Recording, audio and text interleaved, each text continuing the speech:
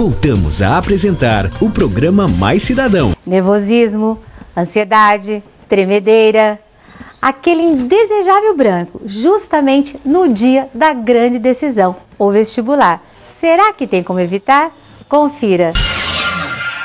Psicólogo Reginaldo, você que tem muita experiência, né, com o pré-vestibulando, você acha que a ansiedade e o nervosismo atrapalham na hora da prova? Como evitar isso? O que a gente observa é que existem a ansiedade normal e a ansiedade, entre aspas, anormal.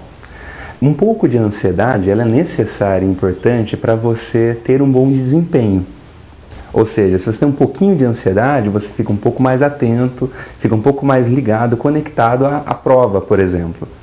Quando você começa a ceder um pouquinho da ansiedade, o teu desempenho começa a cair. A gente chama que é uma ansiedade, entre aspas, patológica ou anormal. Então, essa ansiedade ela tem que ser diminuída.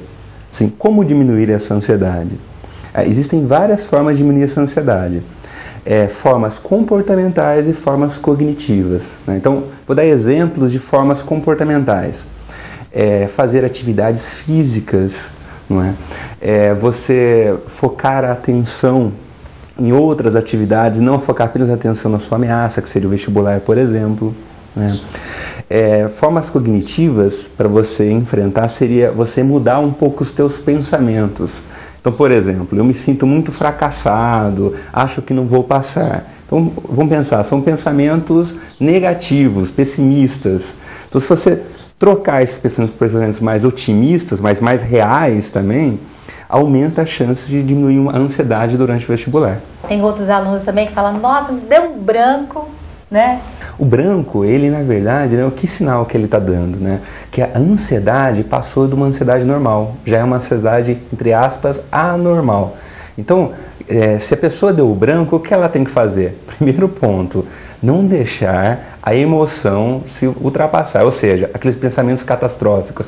Nossa, tô perdida, ou tô perdido, nossa, vou fracassar. Não vai adiantar pensar nisso, né? Nesse momento, você tem que usar um pouquinho a razão, né? Quer dizer, ser um pouco mais racional. Quer dizer, calma, relaxa, conversa com o seu eu interior. Por exemplo, se deu o branco, dá uma paradinha, né? Toma uma água, dá uma relaxada, volta, né? Aí volta a lembrar o que você já estudou e fazer a prova. Existem muitos livros que falam sobre respirações e relaxamentos para acalmar as pessoas. É importante deixar claro que essa técnica ela só é benéfica quando há, alguns meses antes, um treinamento disso. Então, se eu treino esse relaxamento, quando eu chego próximo ao vestibular, eu posso fazer uso disso para me relaxar. Se eu vou fazer a prova amanhã e tento fazer esse relaxamento, a eficácia vai ser quase nenhuma, vai ser quase zero, é baixa, né? Outra coisa que a gente vê, assim, que os alunos assim, têm muita preocupação em relação aos pais, né, pela cobrança e também ao mercado. Como é que os pais, né, podem ajudar os seus filhos? Tá.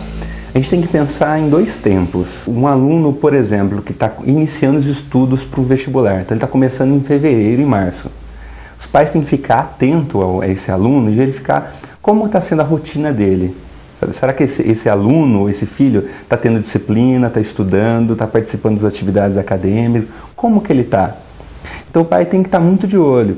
Se o aluno ele estiver meio preguiçoso, é importante o pai cobrar e exigir um pouco mais de afinco do filho. Se o filho é um filho que estuda muito, em demasia, se exagera, vai até o exaustão, é importante o pai falar, vamos relaxar um pouco, vamos se divertir, vamos descansar um pouco a cabeça. Quando chega no final de ano, próximo do vestibular, não vai adiantar cobrar tanto. Tá certo. Porque o tempo já passou, o tempo de estudo. Agora é importante esse período, o quê? O pai acolher, dar apoio. A gente vê assim, né, a preocupação do estudante, que ele fala assim, nossa, mas se eu não passar no vestibular, meu pai me mata, né?